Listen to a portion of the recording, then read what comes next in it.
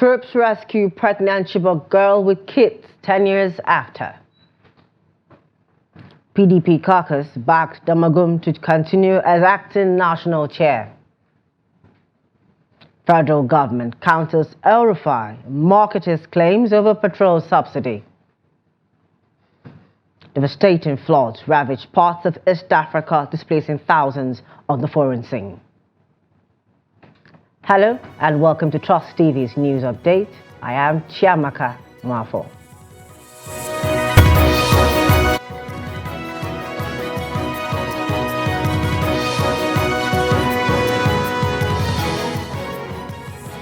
Thanks for joining us. We'll start on a very good note where troops of the Nigerian Army deployed in the northeast have announced the rescue of Lydia Simon, a Chibok girl who had been held captive by Boko Haram terrorists for several years. A statement from the Department of Army Public Relations said Lydia, who was on serial number 68 among the abducted missing Chibok secondary school girls, was rescued along with her 3 children by troops conducting Operation Desert Sanity III around Ngoshe in the Goza local government area of Borno State. Lydia is 5 months pregnant at the time of her rescue and claimed to be from Pemi town in Chibok. The statement also added that Nigerian Army troops deployed for counter-terrorism, counter-insurgency operations in the north central on Tuesday, April 16, 2024, successfully ambushed and neutralized 3 terrorists who were on a mission to wreak havoc. In Ogun State, the Social Orientation and Safety Corps, popularly known as So Safe Corps, has arrested 3 members of a gang of armed robbers said to be terrorizing residents of Iroko Arije in Adodo, Ota local government area of the state. This was contained in a statement issued on Thursday by the Office of the State Commander of the Corps through the Office of the Director of Information and Public Relations of the Corps. The suspects were said to have been arrested on April 16, 2024, after the operatives of the So Safe officers from Iroko Arije Divisional Headquarters responded to distress call from the community. The statement noted that the exhibits recovered from the apprehended suspects include 2 pieces of MT and 1 live Red Star cartridge, 1 locally made stainless quarter-sized pistol, and 1 motorbike. Those arrested are Abayomi Michael David, also known as Schofield, Sam Oluwatobi, and Oluwatosin Atilola, also known as Tosain. Select Security in Plateau State, the Commissioner Emmanuel Olugbemiga Adesina has warned officers of the command against unnecessary phone checks and maltreatment of citizens of the state, especially on the roads, warning that such attitude by the police wouldn't be allowed under his watch. The Commissioner, who was posted newly to the state, emphasized that people's rights must be respected. On the issue of the incessant attacks in the state, the Commissioner said the command is working to ensure more deployment of police in volatile areas, adding that he will visit such areas to assess and ascertain the level of adjustments that need to be done. The Commissioner also called on the citizens to remain calm as he is in Plateau to restore peace and ensure that people have confidence in the police. He urged residents to provide the police with relevant information regarding any criminal activity, stating that such information would go a long way in tackling crime in the state. Today, we have already lectured our army to respect the rights of citizens of the state. All these SSs will not be permitted. And the checking of phones, beating people, stepping on their rights will not be allowed. And as we respect the rights of the citizens too should respect the rights of the police, especially when they are invited on any criminal complaint. But on the SSs, on top of the police will not be permitted. Police will respect the rights of the citizens. Nobody will be. Police are not allowed to check, to collect the phones of citizens with impunity on the basis of checking them. That won't be allowed and not be permitted.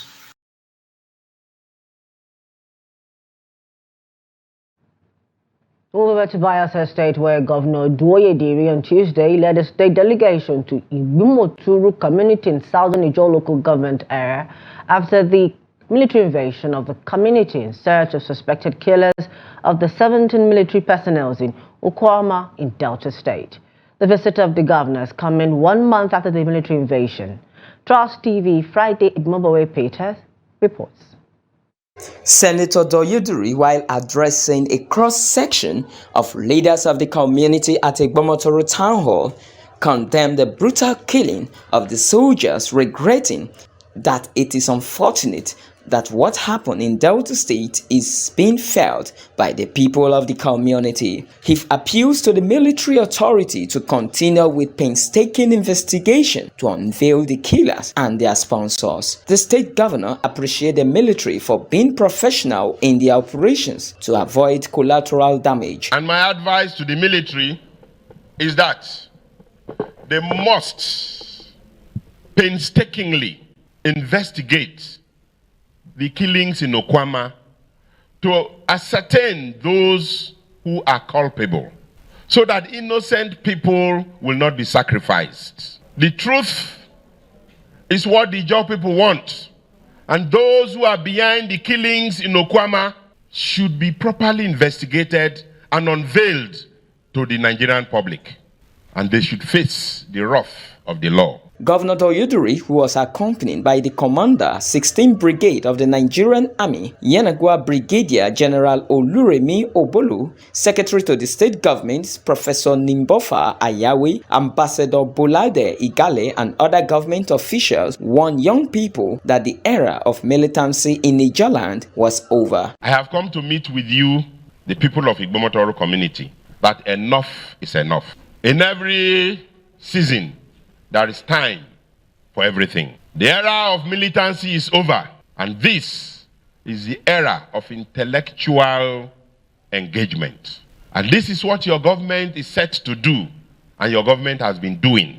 The Ijaw people are very intelligent people. We can compete with anybody anywhere in the world, and we should not be seen as cannon fodders. There are Ijaw intellectuals all across every discipline you go to. I want our youth to key into it and drop your guns. A former member of the House of Representatives, Honorable Henry Ofongo, recounted the ordeal of the community. 17th of March, an incident occurred here when I got informed that something is happening in Igbomatoro. Because the narrative we heard that the entire place was raised down. Because the first fear was what happened in Odi. Is it happening in Igbomatoro? That was the first fear. But having arrived there, and then we can now see that it is only the place where the prime suspect was burned down. Governor Doyuduri also donated relief materials to the community as normalcy seems to be returning to the community. From Yenagua, Friday, Ibimobowe Peter, Trust TV News, Yenagua. Move over to political matters, where the current acting national chairman of the People's Democratic Party, PDP, Umaru Damagum, will continue in that capacity until another National Executive Committee meeting they will hold after the one slated for today, Thursday, April 18, 2024. This formed part of the resolution of the PDP caucus meeting on Wednesday night. PDP spokesman Debo Oluogwaba said the caucus resolved that all reconciliation committees of the party be reconstituted to resolve grievances affecting the unity of the party. Asked what the caucus discussed about issues regarding the party's chairmanship position, he said it is an issue that the neck of the party will discuss, but said the organ resolved that Damagum continue as chairman to the next neck after today's. The meeting was attended by the former governor of Rivers State, Nyesom Wike, and the 2023 presidential flag bearer of the PDP, Atiku Abubakar. Damagum is suspected to be an ally of Wike, who is the minister of the Federal Capital Territory, FCT. The caucus also directed that the party should revisit the Rivers State Caretaker Committee list and find a political solution to the crisis in the state. The PDP is facing a leadership crisis, with members urging the resignation of the Damagum-led NEC. Meetings like the NEC and the party's board of trustees have been arranged to address these issues.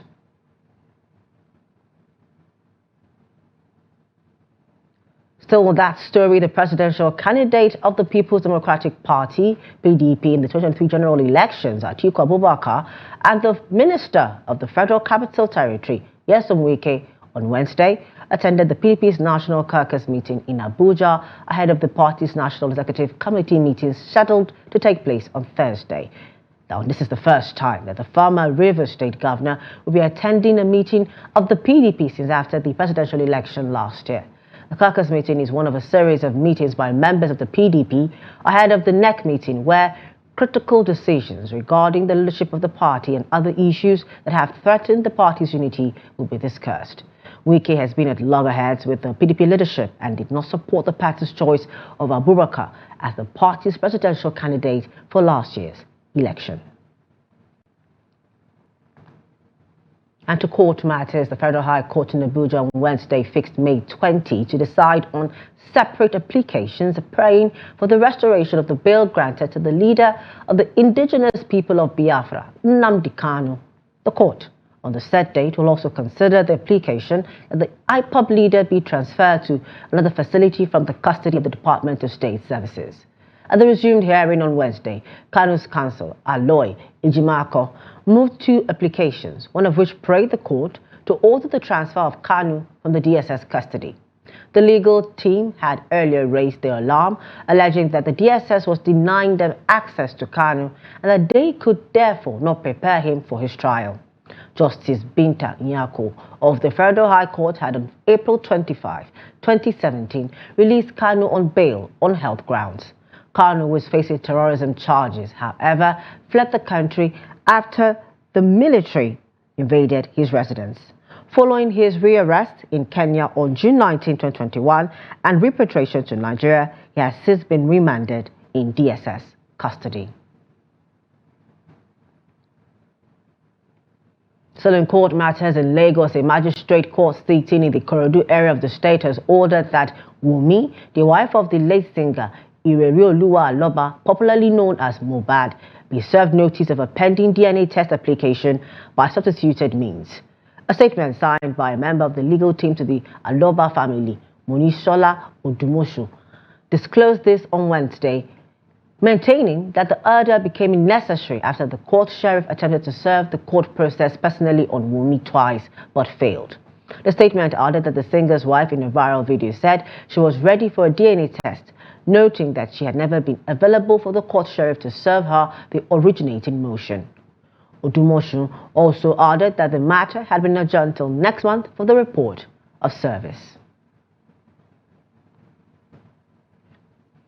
The federal government, through its Ministry of Petroleum Resources and the Nigerian National Petroleum Company Limited, said claims by different individuals and groups on the alleged return of subsidy on premium motor spirit, popularly called petrol, were wrong. The government also challenged those who make this argument to provide evidence to justify their allegations, stressing that since President Bola Tinubu had declared the end of subsidy on petrol, the situation remains so. The Minister of State for Petroleum Resources, Oil, Heineken Lopobori, stressed that fuel subsidy was a sensitive issue, but noted that the government had made its position known on the matter. El Rufai on Monday said in Maiduguri that many citizens were not aware that the government had reintroduced the PMS subsidy. Oil dealers have also pointed out that the current cost of PMS at filling stations should be around 900 naira per litre if there were no subsidy on the commodity. This is the news update on Trust TV. Up ahead. Citizens remain wary as commodity prices remain high. More when we return. Please do stay with us. Welcome back. Thanks for staying with us. And if you're just joining us, this is the news update on Trust TV. Now a recap of our top stories. Troops rescue pregnant Chibok girl with kids 10 years after. PDP caucus backs Damagum to continue as acting national chair. To more stories. The need to upscale the skills of internally displaced persons in order to make them self-sufficient has again been emphasized. This, stakeholders say, will reduce this burden of survival on themselves as well as on the government and other stakeholders. while also filling noticeable employment gaps with relevant skills. Noel Sampson tells us more. Globally, there are over 68.5 million forcible displaced people, with Nigeria ranked behind Syria with 6.5 million IDPs and Colombia with 5.7 million IDPs. A large number of these IDPs are in urban areas, living in makeshift communities and outside the social system. As a result of living outside the protection of the social system, many of the IDPs cannot find regular employment and are forced to beg to survive. Stakeholders say to change this narrative, the displaced persons need an improvement in their skill set to be self-sufficient. One of the major issues that has been an issue for the Commission is to see how members of the IDPs were provided with durable solutions. And how do we do that? We have to give them the skills. We cannot just ask them to live like that. If they leave, they become criminals. And that's why the Commission is out to ensure that it provides skill acquisitions to the people who are living in the IDPs so that they can live their life, so that they can fend themselves, so that they can also be appreciated by the society. When you teach them to drive, which can take only 1 month, 2 months, they are through. Before you know what is happening, they can be recruited in any of the paramilitary, military, corporate organizations, even private. It is a ready field for employment. When you go to the agriculture, highest 3 months, if somebody venture into farming, you discover that in 3 months, harvest is up for the man that have gone into farming. Some of the IDPs spoke on some of the skills they want government and other stakeholders to help them upskill. We want them to help us in any other way around. All this training, driving, like me now, prefer training on the driving aspect. So, by God's grace, at least we'll have it, we should be grateful. I want drive. I have 4 children. Train us farming, the farming food, farming chicken, all those things, driving. Rearing of animals, yes, like cows and chicken and so on. This will help us a lot as a woman. I have been a housewife. To help them overcome these challenges, the IDPs want policymakers to focus on helping them achieve self-resilience. Noel Sampson, Trust TV News, Abuja. Now, the Consumer Price Index report released by the National Bureau of Statistics, NBS, on Monday indicates that in March 2024, the headline inflation rate increased by 1.50% compared to February of 2024. As a result, Nigerians are grappling with the repercussions of the country's economic downturn, with prices of food and basic commodities skyrocketing in recent weeks. Ibrahim Ismail reports. Nigeria's inflation rose to 33.2% in March 2024, according to the latest data from the National Bureau of Statistics, NBS.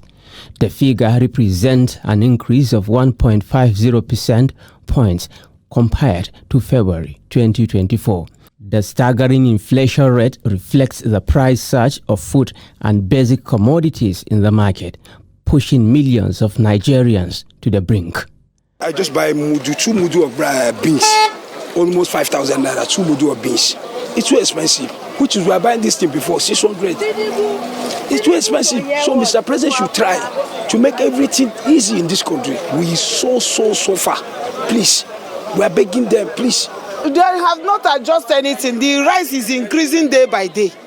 Like rice, a bag of rice now is 75,000, but before we are buying it 33,000. If you come to my restaurant, I used to even give people food 300, 200, so to be supporting people. So now I cannot do it again. Amidst this rising cost of living crisis, entrepreneurs at the Wuse market in Abuja struggle to remain in business in the wake of dwindling capital and revenue accruals. These challenges are attributed to high running costs necessitated by the high inflation.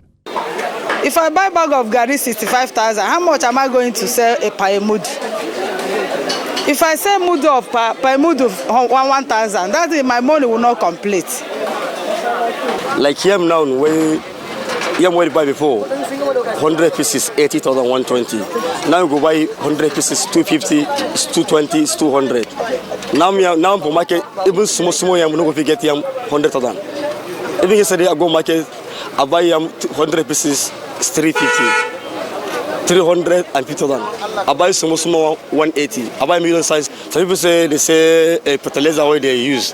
Now it costs too much. That's all this guy at money. Like a sweet potato before, if it costs too much before, highest one bag is 15,000 naira. Now sweet potato 1 bag 33, 34. 1 bag for sweet potato.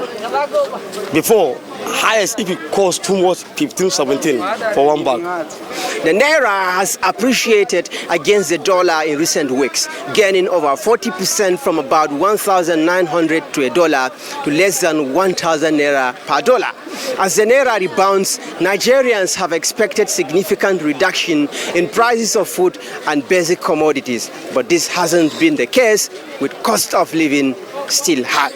The issue of the dollar coming down, reflecting in the market, you cannot expect it immediately. It has to stable for at least 2 months, because people that have went to market to buy things, they have to like go to that market again and buy it cheap before they can sell cheap. That's number one. Then number two is that the fundamental structural issue is still there, right? So if you are looking at that, inflation is still going up, right? So inflation is a serious problem that is cost push inflation. In fact, we have demand and cost push inflation, which is double jeopardy unless government really take it serious. So like I said, we commend them for that effort, but they must sustain that effort. And how do you sustain that effort? I can tell you we have short term, medium term and long term. The effort you are seeing that is yielding now is short term, and if other things is not fixed, it's going to be a problem. And what is the long term is for us to do more of export and have adequate security.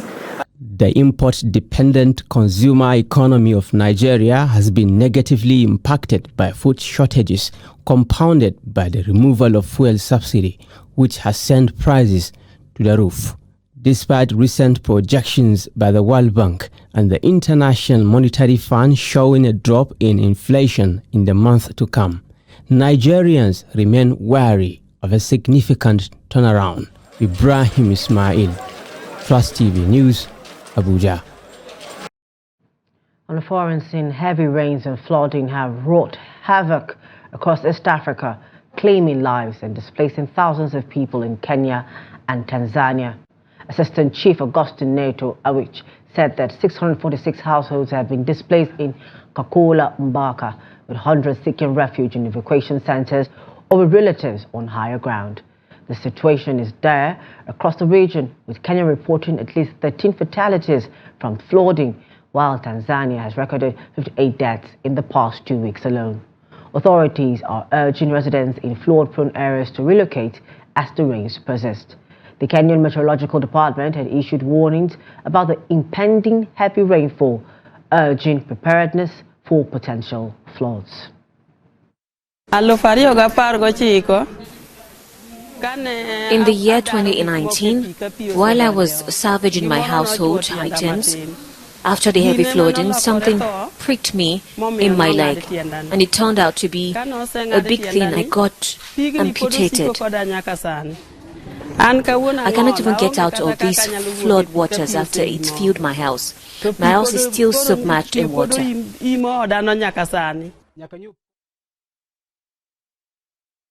And over in sports, Arsenal have been knocked out from the Champions League as they were beaten by Bayern Munich at the Allianz Arena. Joshua Kimmich's powerful 63rd minute header from Rafael Guerrero's cross had enough to send the Germans through to the semi-finals 3-2 on aggregate after the two teams had drawn 2-2 in London in the first leg. Despite being held at Emirates Stadium, Arsenal were confident of advancing against a Bayern Munich side who had endured a poor domestic season and were without key players Serge Gnabry and Kingsley Coman because of injury. Meanwhile, Manchester City's hold on the Champions League was wrestled away by Real Madrid as they were beaten on penalties in a dramatic quarter-final at Etihad Stadium. The holders recovered from going behind to Rodrigo's early strike to lay siege to Real's goal, finally equalizing 14 minutes from the end of normal time when Kevin De Bruyne pounced on Antonio Rudiger's clearance. City looked on course to meet Bayern Munich in the semi-final when Luka Modric missed Real's first penalty, but Bernardo Silva's dreadful effort and another from substitute Mateo Kovacic were saved by keeper Andrea Lunin, leaving former Chelsea defender Rudiger to step up and clinch victory for the great Champions League specialist. And with that, we've come to the end of News Update at this hour. For more news, programs and documentaries, please do also follow us on all our social media platforms and on our YouTube live stream. I am Chiamaka Mwafo. Thank you for joining us.